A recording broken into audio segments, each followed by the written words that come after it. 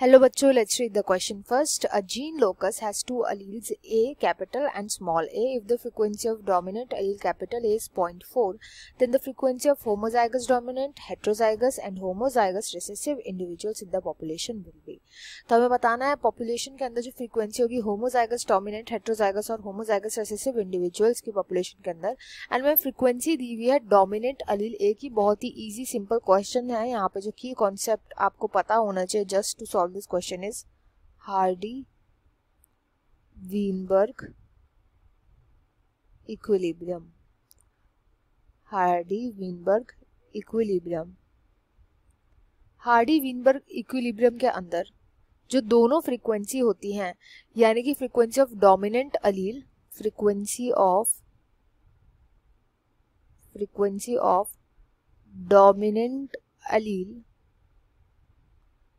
जो कि यहाँ पर दिया हुआ है 0.4, ये होता है P, एंड यही frequency of recessive allele, frequency of recessive allele जो होता है ये होता है यहाँ पे P, and dominant allele and recessive allele को हम जब भी प्लस करते हैं तो इन दोनों को प्लस करके 1 आता है. मतलब कि P प्लस Q की वैल्यू हमेशा 1 होती है.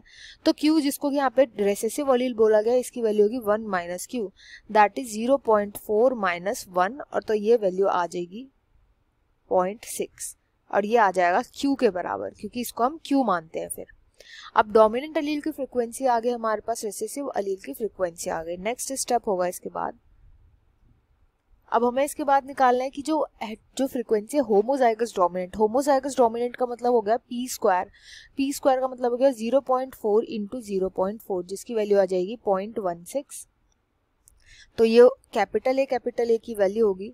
नेक्स्ट हमसे पूछा है हेट्रोजाइगस कंडीशन, यानी कि 2pq की वैल्यू पूछी है. 2pq का मतलब हो गया 2 इंटू 0.4 इंटू 0.6, जिसकी वैल्यू 0.48 आ जाएगी, एंड ये वैल्यू हो जाएगी कैपिटल ए स्मॉल ए की.